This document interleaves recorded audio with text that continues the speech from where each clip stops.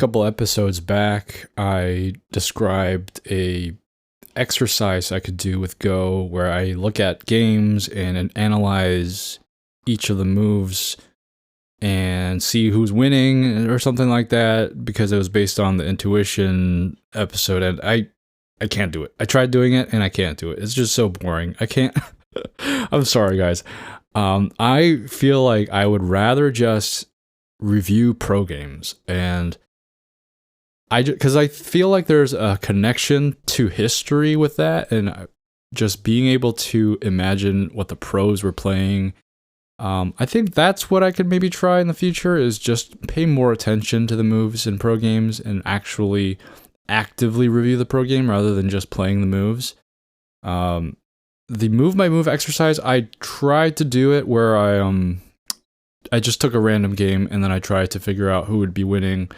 The one time that I did do it, it was like, it was kind of a dead even game, and I mean, at that point, it's like there was no real answer, and then I didn't finish the game, and then later on, there was a huge swing in the game, so, I don't know, maybe I'll try it again one day, but I feel like next time I try something like that, I'd rather just do a pro game, so I'll just, do that.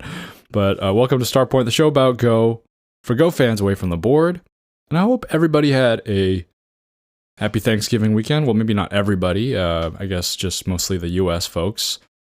The Canadians up there had their Thanksgiving a month ago.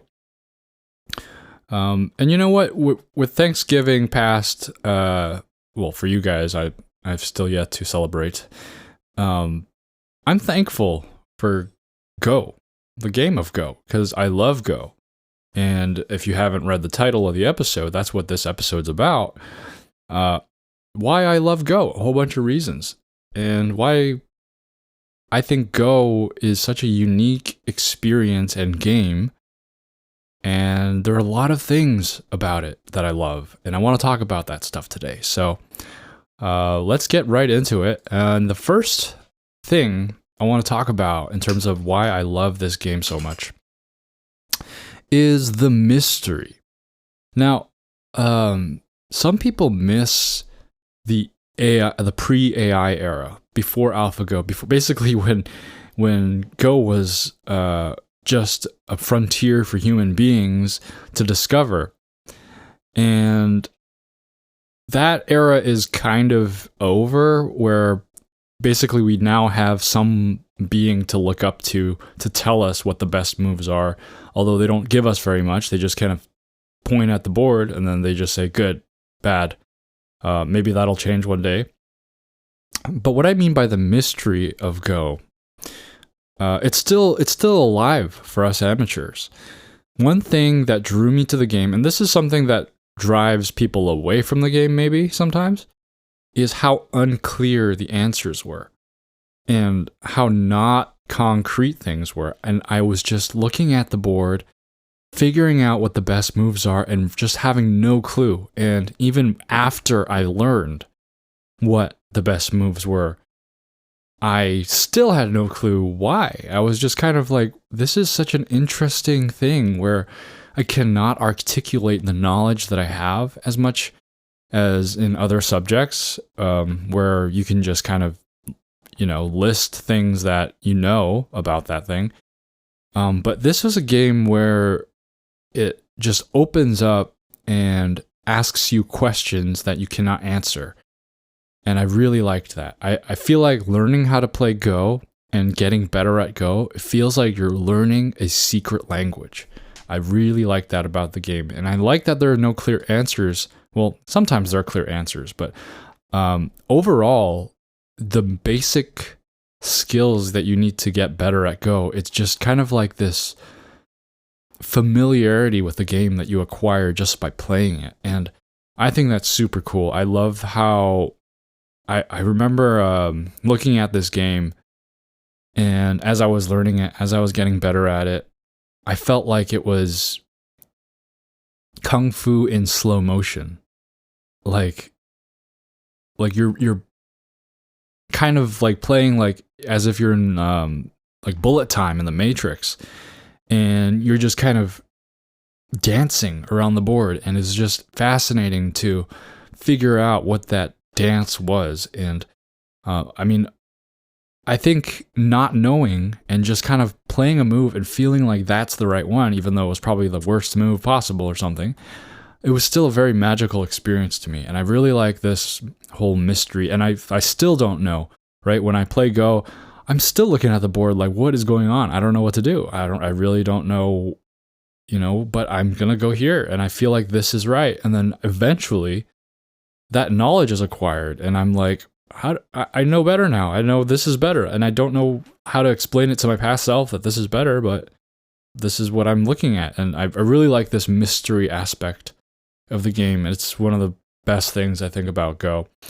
Another thing that I really like about Go is the ranking system. The ranking system being so clear and just like the uniqueness of the Q ranks going up, and then the threshold of passing the Dawn barrier, and then moving on to the higher levels of Go. I feel like, there's a lot of games out there with nice ranking systems, but there's something about the Go one that I really like, and it's also very clear. Unlike other games, I feel like there's sometimes in other games, like the ranking system, it's not as set in stone, and you're just kind of fluctuating here and there as much, like a lot more. I feel like as a Go player, your skill, because of the nature of the game, your skill kind of remains pretty constant, unless you're on like an improving streak. I really like that, and then the fact that there is a ranking system, it really humbles you as you play the game, and makes you realize how big of a game this is, because you know there are people better than you, and there are always going to be people better than you unless you're that one player at the top. And because of that, it fosters a lot of student-teacher relationships. Just casually meeting someone and then realizing you guys are different ranks, you can still play the game and enjoy the game, but there is, depending on the people, a slight student-teacher relationship, or maybe a heavy student-teacher relationship. When there are several ranks separating two people, you can't help but have one person share their knowledge and wisdom and teach the other person if they have that relationship. And so I really like that there is a ranking system, because I don't want to say that it creates a hierarchy between players. I think that's a very wrong way to put it, but it kind of gives you like points of reference and a context to be able to see like who is the teacher and who is the student in this relationship. It's not like a lot of other things where like, oh, I've been in the game for 30 years, and so then I'm the senior. It's like, well, if you've been in the game for 30 years and you're still like 20Q, then maybe you shouldn't be the teacher, right?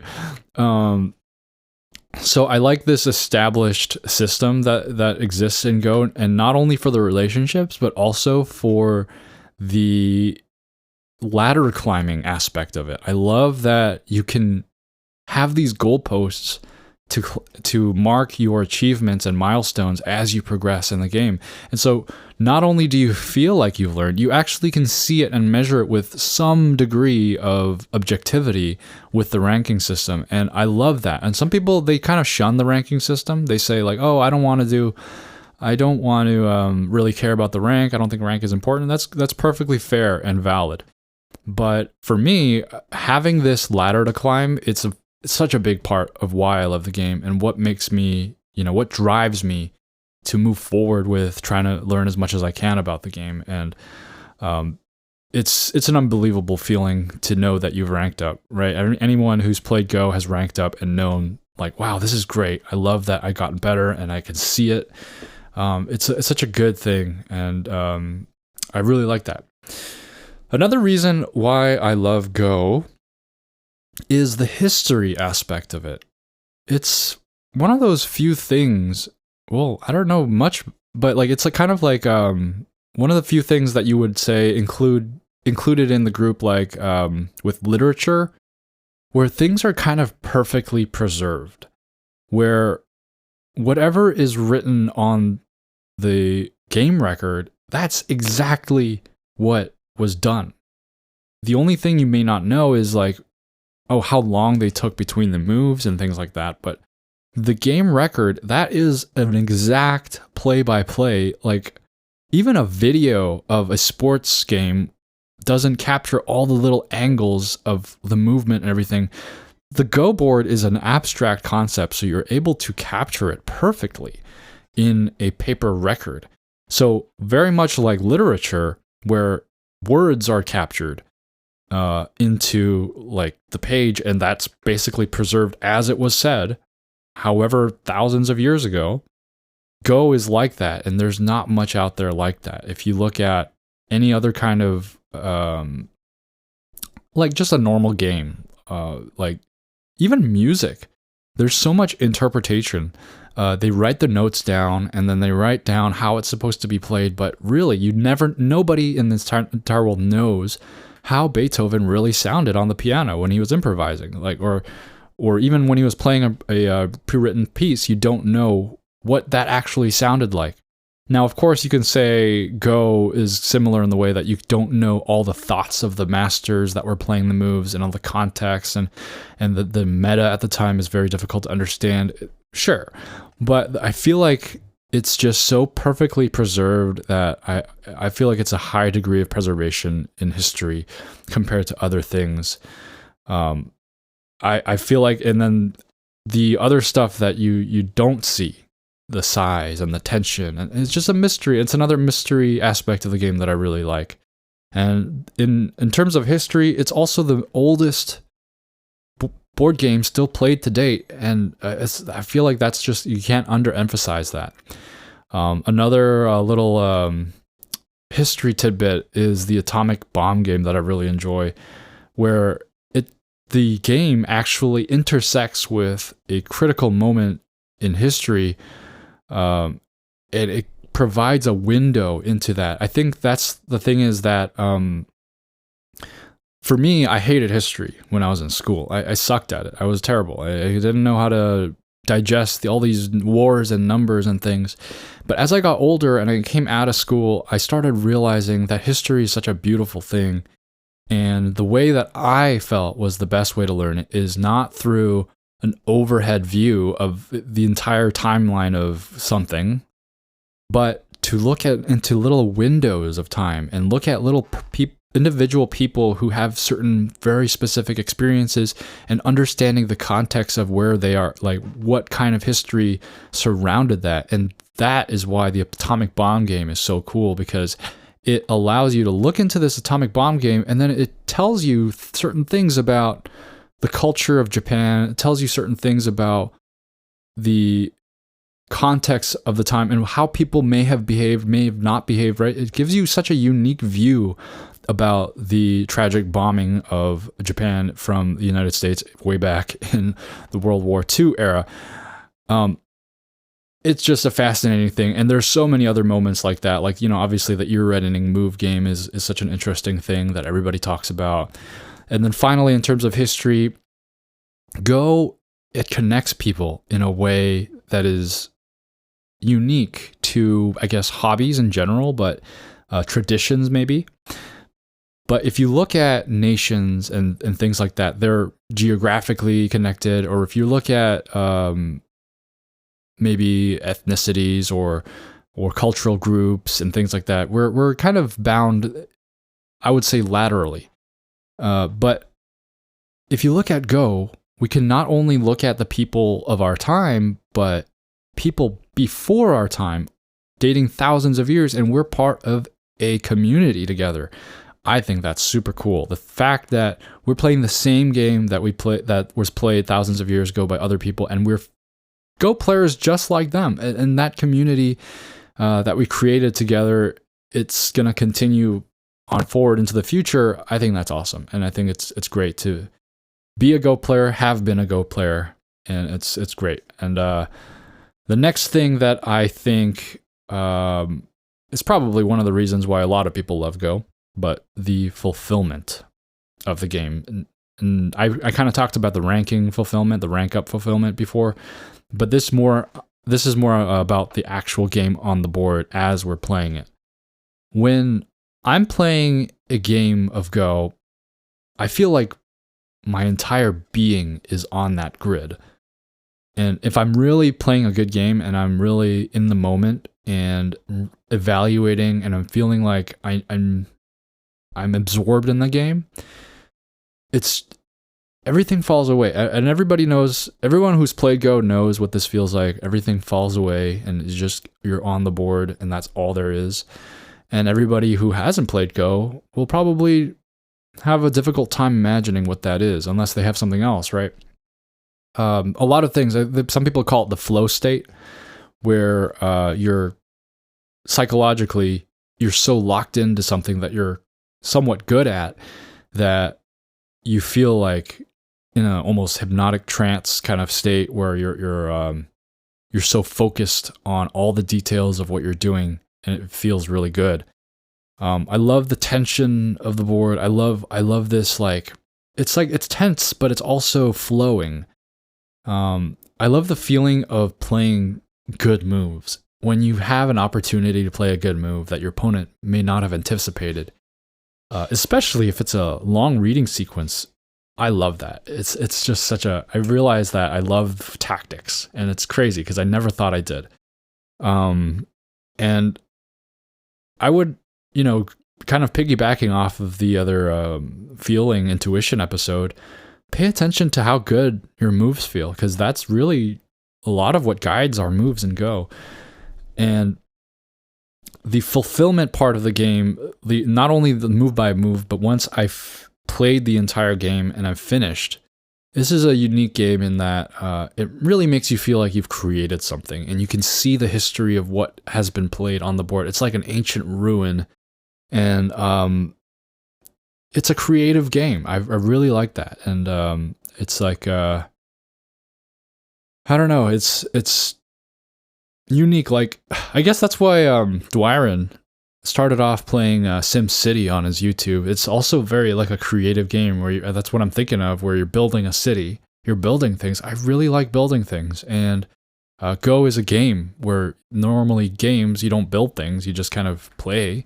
But it's also a game of like architecture and beauty, and it's amazing. I love it. And then the final thing I have, this is a surprising reason for the love of this game. It's a primal reason. I like picking up rocks and placing them carefully on a piece of wood. There's a very simple pleasure to that. I'm reminded of like times I've gone camping, or when I was playing outside as a kid in elementary school, things that you would do, right? Like just aligning little rocks together, just organizing things, and putting little equally sized pieces of whatever you want, stone, glass, etc., on a grid, on a piece of wood. It's just a visually very pleasant thing. And that's why I like just reviewing pro games. Sometimes I'm not even paying attention, and I just like putting is this something that everyone else feels, or is it just me? Because I really like putting rocks on pieces of wood.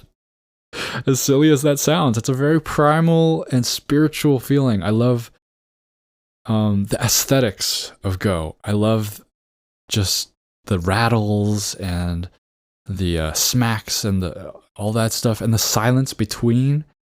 I'm a big music lover, and I think a good musician really values the silence. And the fact that you put down a stone and there's like a little noise, and then there's just some silence in between, and then it's filled with this thinking and this atmosphere that's really magical. And especially if you're at a Go tournament, like the atmosphere, or not even just a Go tournament, but like a club where you hear just rattles and clicks, and it's just such a nice feeling. I really like it. It's a great activity that's pensive and goes well with like a cup of coffee or tea. I'm a coffee guy myself. I know Go is traditionally more of a tea thing, but I like having coffee with my Go. not a lot of activities like that. A lot of things you need to be more passive about it, and then the active activities like playing sports, you just have to be overly active about it. You're very involved. You can't really relax. But then Go has this like thing where you have these pauses and breaks to think, and it's such a soothing rhythm. Painting maybe is another one where you can kind of just paint a part and then just take a break, look at what you're painting, take a sip of your coffee. But a lot of other activities, you just kind of need, even like, I don't know, crochet, for example. You just need to be working with your hands. And I guess you could take a break, whatever. But I feel like Go naturally has this built-in silence and thoughtfulness into it, and I love it. I just love the entire aesthetics of the game. And that's why I love Go, and there's way more reasons that I'm probably not thinking of, but these are some of the reasons why I love this brilliant game.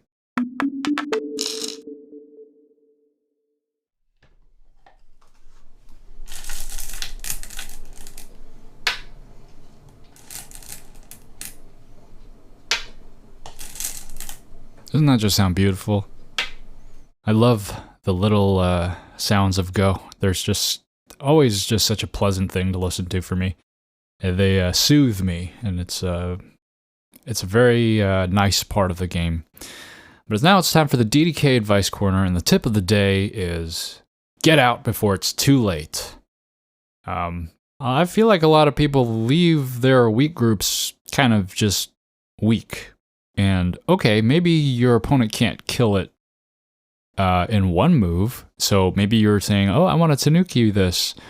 But I think you should maybe reconsider. A weak group is a liability. Even if you can do other things on the board right now, having that weak group there will come back and bite you. Later on, when things develop, you realize, oh no, I have this weak group and now I can't do what I wanted to do here. And I think Kageyama said something about this, saying that, well, I don't know if it was about weak groups, but leaving a weak group behind is like trying to run a business while in debt. And I think just if this is something that you've experienced where you're having trouble with your groups and they're kind of living in small spaces, they're dying, get out before it's too late. Throw in a 1-space jump. Get a base. I mean, get it in the reverse order. Get the base first. And then throw in a 1-space jump, or a 2, or 3, whatever it takes to get that little group out into the open meadow and makes it impossible to capture. And now it's time for listener mail. Dalen writes, hello, I've had many experiences with instinctual play.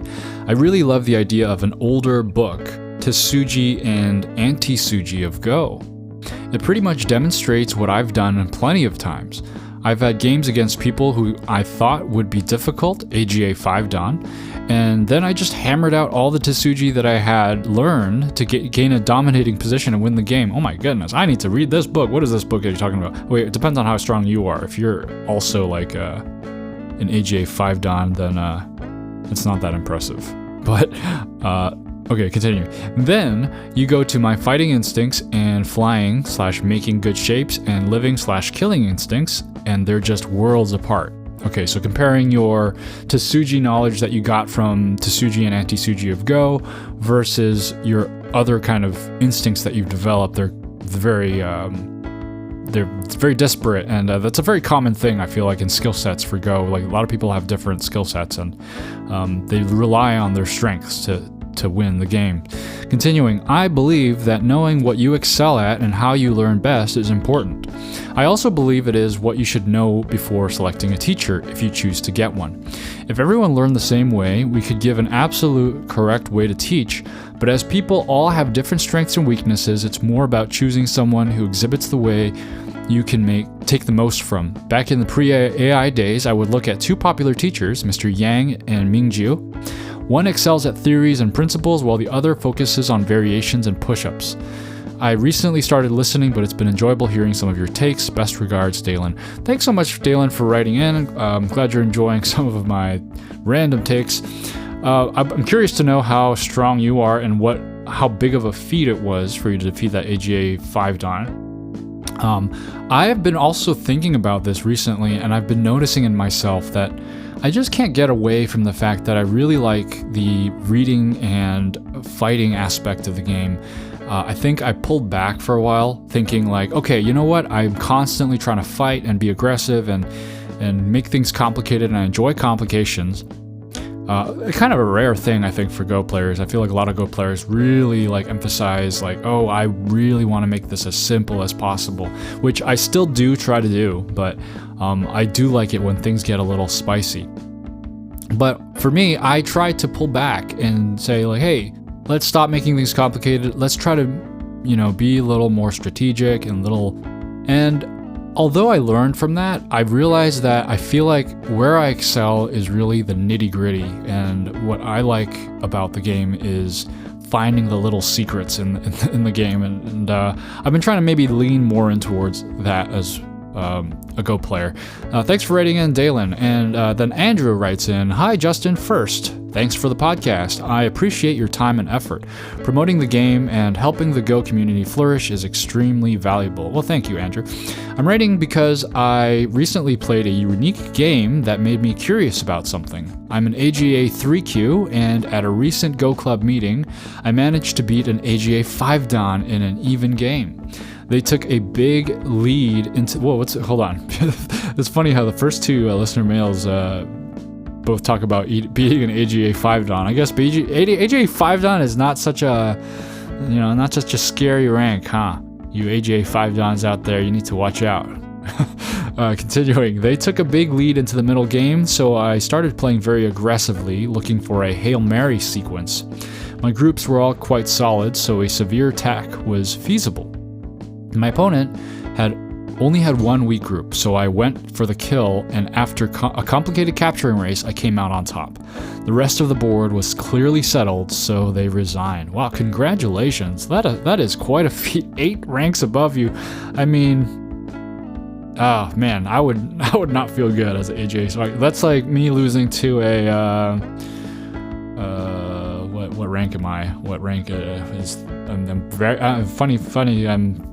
I'm playing Go and I'm sucking at counting.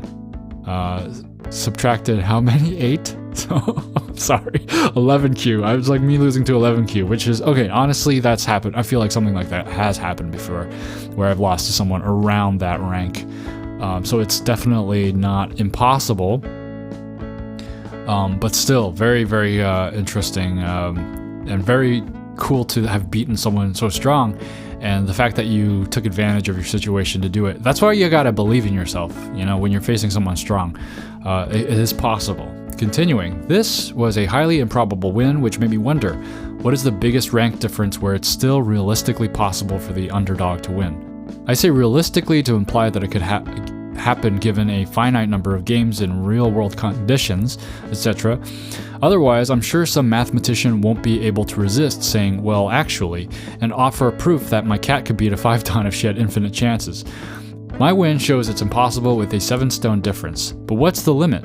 Whatever the number is for it to be legitimate, I think the players would need to have stabilized rankings, healthy physical and mental conditions, competitive mindsets, and everything else involved in a typical match. These held true in my game. Okay, so this is a very interesting thing, actually.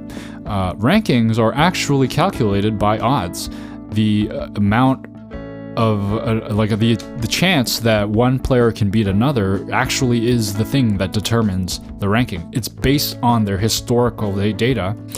But the thing is that ranking, you are not your rank necessarily. There's no way to fully, accurately, 100% assess someone's rank.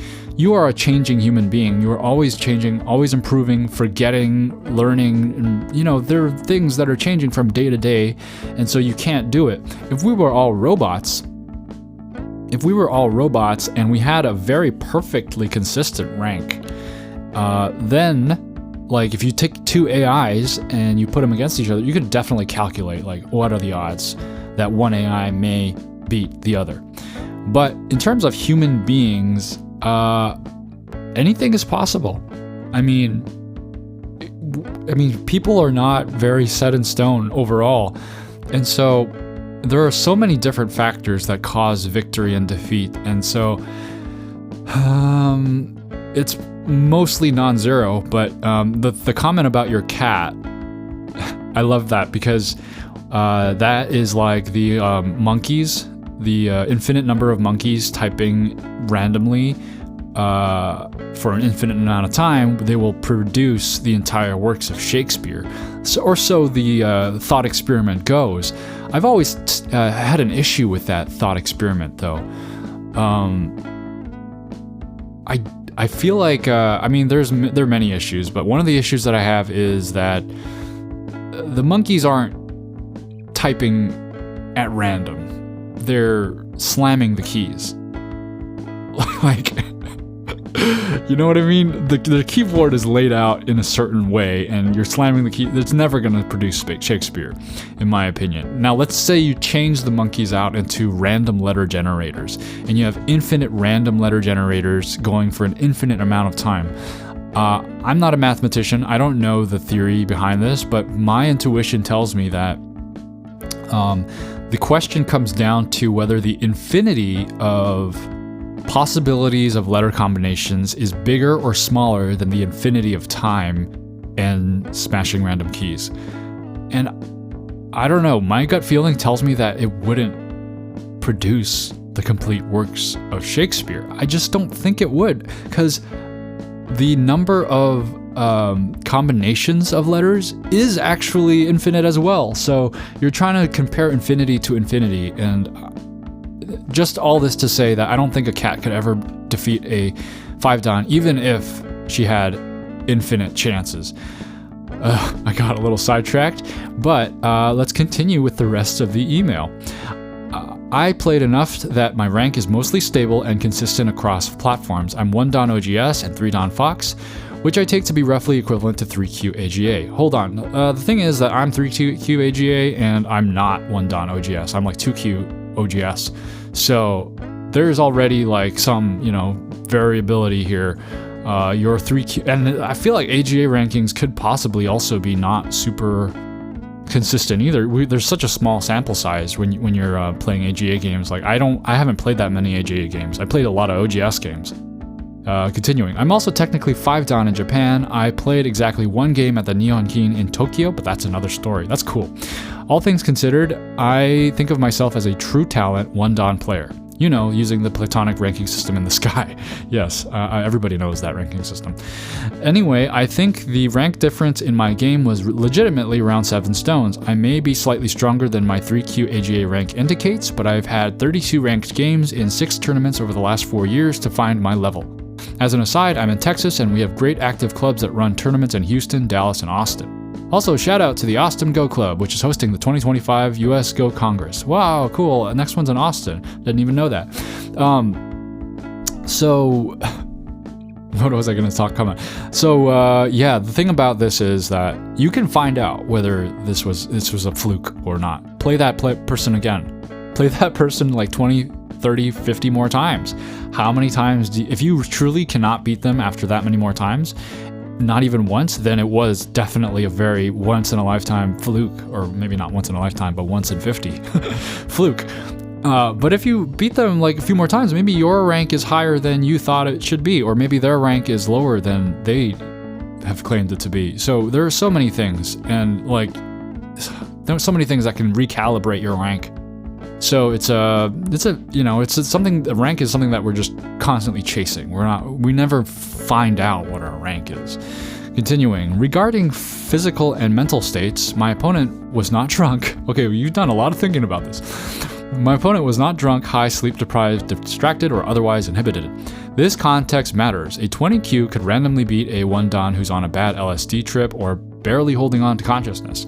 But I wouldn't consider that a legit win. For my part, I eat plenty of vegetables and I was extremely caffeinated, but I don't count those as performance-enhancing drugs. That's hilarious. So one other thing you could try is take the game record and take it to other strong players and see what they think. Although people are notorious for not being able to detect the strong players. I feel like I forget who it was that had the Guess the Rank series. Was it Clausius or Ben Kyo or someone who had a Guess the Rank series, and or was it Telegraph?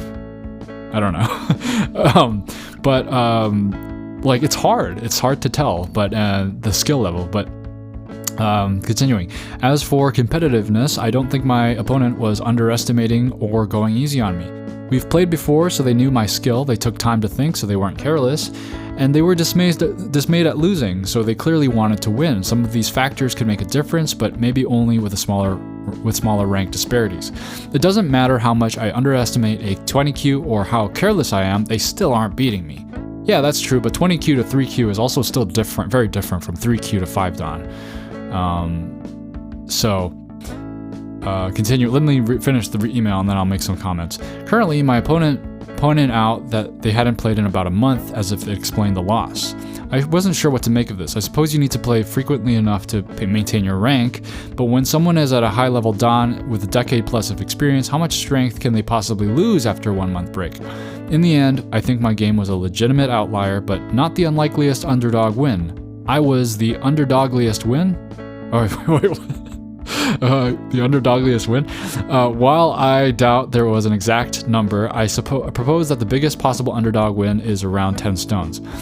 I would love to hear if anyone has experienced one that was more extreme. What do you think? Thanks again for all your work on the podcast. Keep them coming. Sincerely, Andrew, aka VeggieGo. Actually, I played Andrew on OGS, so I know your skill level is stronger than mine because you beat me.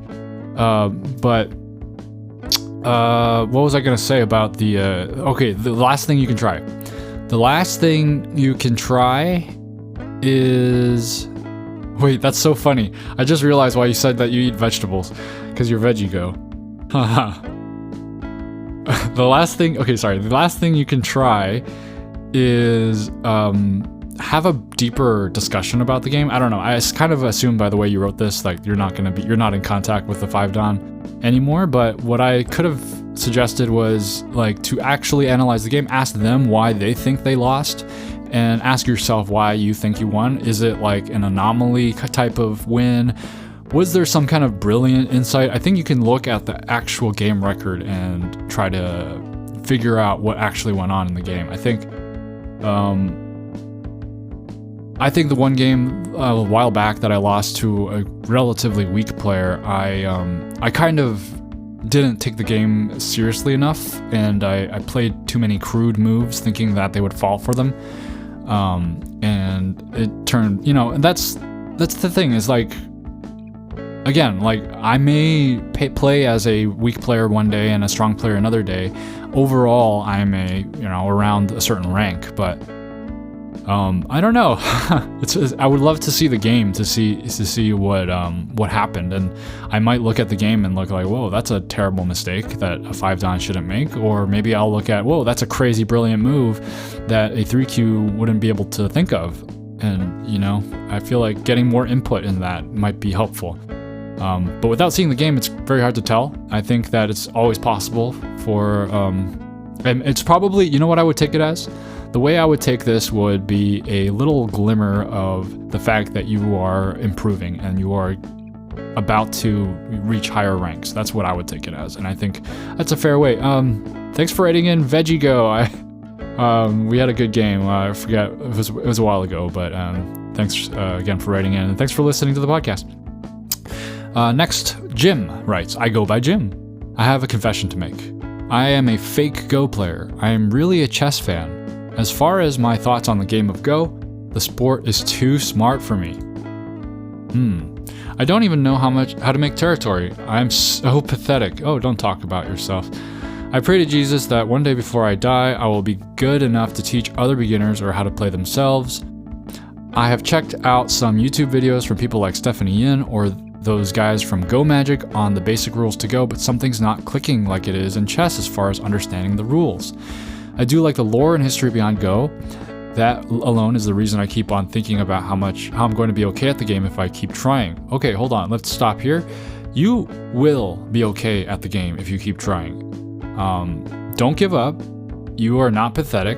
I assure you that this is a game that a lot of people have difficulty starting from the ground up. I think that I sense a persistence in you, and that is really the key factor that allows people to come into this game and learn and flourish. So let's continue to see what else you have to say. That alone is the reason I keep on thinking about how I'm going to be okay at the game if I keep trying. I even forced one of my uncles to play some online games with me on this random Go phone app. In the beginning, I was beating him, but then he learned and started to mop the floor with me. Funny enough, we just all of a sudden stopped playing Go together. Me and him played on a 19x19 board on the app. I know I should start on a 9x9 board. I guess that's just the rebellion in me talking, I suppose. I've only started playing Go off and on for around 5 years. As of me writing at the moment, I'm 37. I finally quit playing Go a while ago. Every once in a while, I still ponder about the game and its issues. The issue I have with this game is a lack of exposure the game gets. Everyone knows the game of chess, while most people never even heard of this game, and it's supposed to be more intellectual than chess, even more complex. To me, that does not make sense. Almost sounds like a conspiracy. Hold on, I mean, the thing is that, yeah, okay, maybe it's more intellectual and more complex than chess, and those are not things that would make a game more popular. Have you ever thought of making Mario Kart more intellectual and more complex? That would not make Mario Kart more popular. It's actually very popular because it's very not intellectual and complex. So it's not a conspiracy. The other factor is that the game's origins and history in Asia versus chess's boom in the West and Europe, and the Cold War taking an effect on chess in the fact that it highlighted center stage between the US and Russia as like a battleground sort of. That history does not exist with Go, so that's why Go is more popular in Asia, where it has more of a history and it's more ingrained in the culture. So I don't think it's really a conspiracy. There are many reasons why Go is not really as heard of in our Western culture. Let's continue. I might have been 30 years old when I even first heard of Go. I eventually learned the game through an anime called Hikaru no Go. At first, I thought it was a made-up board game, but when I was 33, I was watching a YouTube channel named World Science Festival, and they had scientists on a big stage in New York City talking about Go, and I was a higher form of showing some sort of IQ than in chess. As of right now, I have 2 Go sets and still not fully committed to the game to get better. Any advice on finding inspiration on playing once again? Before I move on, I want to talk about the IQ comment. So let's be real. Go and chess, they're not measures of IQ. They're measures of how good you are at Go and chess. Sure, they use certain intellectual skills, but at the end of the day, these are games, and it's really separate. And I would try to separate the intellectual, oh, this is a smart game, this is a stupid game. Go is actually a very practical game which requires a lot of experience, just as something like carpentry or construction, right? No one would consider those things as like IQ things, but they're very similar to Go, where you just have to have a lot of experience in knowing how things work and play out, and understanding and watching that occur. And once you do that, that's how you become. That's why kids they play Go and they learn how to play and they get really good really quickly. And not every Go player, not every chess player is the smartest person. Even I think Magnus Carlsen, I don't think he was trying to be humble when he said, I don't think I'm particularly smart. I'm just, I'm good at chess. And I think there's something very true about that, in the sense that, yes, you do use a certain amount of intelligence to play this game, and you do need a certain amount of intelligence to play this game. But after, there's also a view of this game being a craft, and just learning a skill set and an ability that you train for, just like in sports or anything else. And then regarding you're asking me about advice on finding inspiration to play once again. Don't be so hard on yourself. I can tell you're a bit hard on yourself when you play this game. You're so desperately trying to get better. I think the thing is that find it in you, right? There's a deep desire in you to play this game, but that desire is not matching up with what you're doing, right? You want to play this game, but you're not playing the game. A lot of Go players experience this, and you have to just play. and try to find the fun in it. Try to find the fun in playing games, and don't be so hard on yourself when you lose or don't get something. That's all part of it. Try to look at the long-term process. Just play a whole bunch of games. Continuing on, I also wanted the motivation to write about thoughts and ideas on a couple of Go fictional stories in my head. I would love to write about a guy who barely knows anything about the game of Go or computers to basically figure out how to make a new #1 free-to-play website and app on Earth for Go. That could be a good novel idea if I had enough writing skills to make it interesting. I hope you have a blessed one. Well, thank you so much for writing in, Jim. I really enjoyed your listener mail, and I think it speaks to a lot of the different attitudes that people have about Go, and maybe why a lot of people struggle with this game, and they want to play the game so badly, but they don't want to play the game. Try to not take it as seriously. I think that's really the first thing, and then the other thing is just consistency and just. There's a moment for me when I was on and off for years and years and years and years and years, and then there was a moment in my life when I said, I really want to just get good at this game. And I was a lot more consistent about it. And I put my, I used a little elbow grease to just get in and play as much as I could. And I got to where I am today. So don't fret, don't worry about it. You just need to take it in as a process. Thanks again for writing in, Jim. Worm Snacks writes, great episode. I just picked up the podcast on a whim, and this felt like a great starting spot. Good job. Well, thanks for tuning in, Worm Snacks. You got a lot of backlog to get through if you ever get bored. And then Sadaharu writes, I think instinct and reading always come hand in hand, and it's not one or the other. It's just a matter of how much time you spend reading based on your instincts. Instincts help you decide what are the possible moves, and then you start reading based on that. Just like how when solving Tsumego, those who know the shape very well will identify the first move right away and start reading from there. Those who trust their instincts more will play faster, and those who are more cautious will try to read more. You can try to train your instincts by playing blitz games where you don't have much time to think. Some people do get as strong just by playing blitz, but be careful not to overdo it. Okay, great advice. Thanks for writing in, Sadaharu. I've noticed something about my inner mind when I play, is that I take the first move that my instincts tell me to play, and I read the heck out of it. I don't bother with any other branches, and I just keep, because I really want to make that first instinct move work. Maybe I should branch out more and consider more moves and try to spread out my reading, but I'm very deep reading and rather than wide reading. Continuing, Sadaharu also writes, and about the Bent 4, I think it's completely up to the chief arbiter. Last time, when I helped as a judge, I was told that we should treat dead groups as dead even if players treat them as alive, but on some tournaments, what I would do is I would ask the players to remove the dead stones themselves before counting the territory, so the judgment is completely up to the players. If they ask me, I will answer, but if not, it's up to them.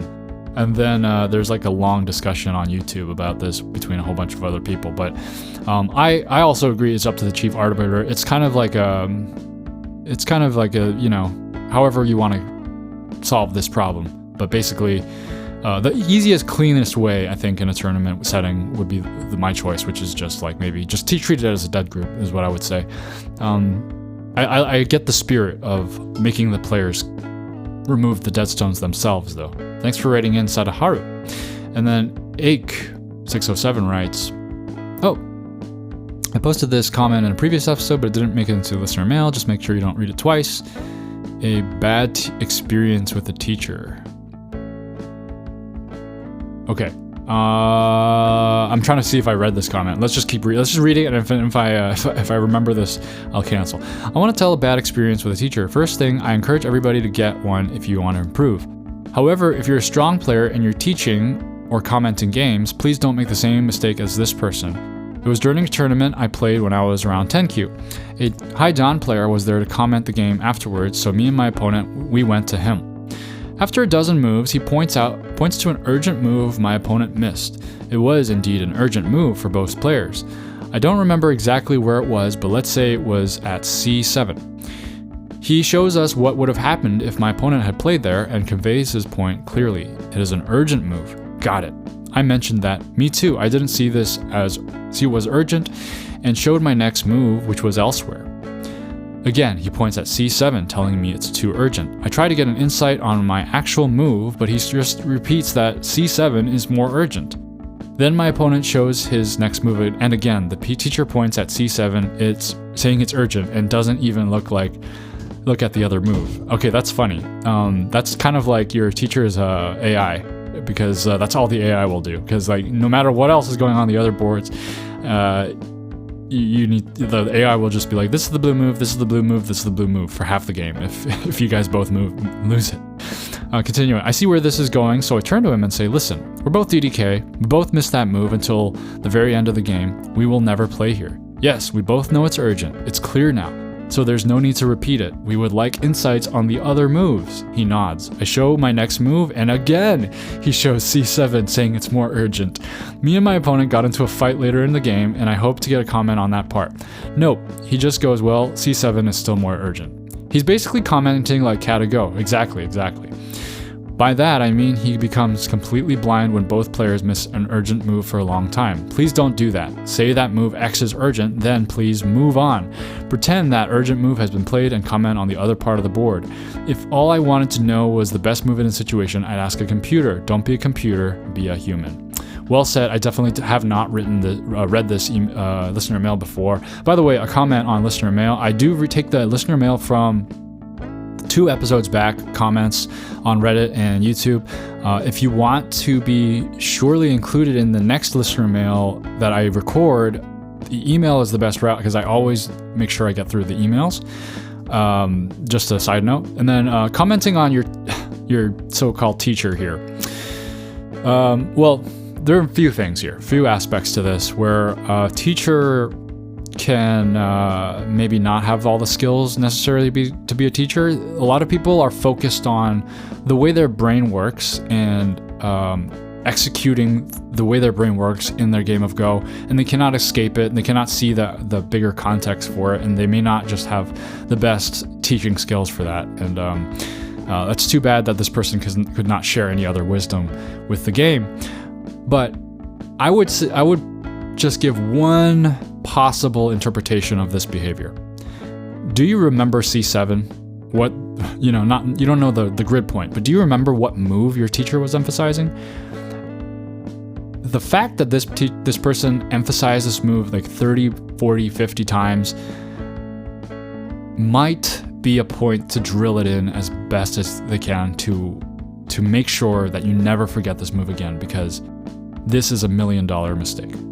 Sometimes, let's say, look, okay, first of all, I don't want to make excuses for this person saying like, I feel like if you're getting frustrated with them and you're not enjoying the conversation and you're kind of getting like, there's some people skill aspect to it where they should, say like, look, I'm emphasizing this move for a reason. They should kind of reach out an olive branch and explain what's going on and treat you like a human being. But the fact that this person emphasized this move, it could possibly speak to the urgency of the move and really be a demonstrative lesson where this is $1 million move. All the stuff that you're squabbling about are $5 moves. We don't even have to talk about those things. A lot of times we get caught up in what we want to know, and we're not paying attention to what's the most important thing in this game. If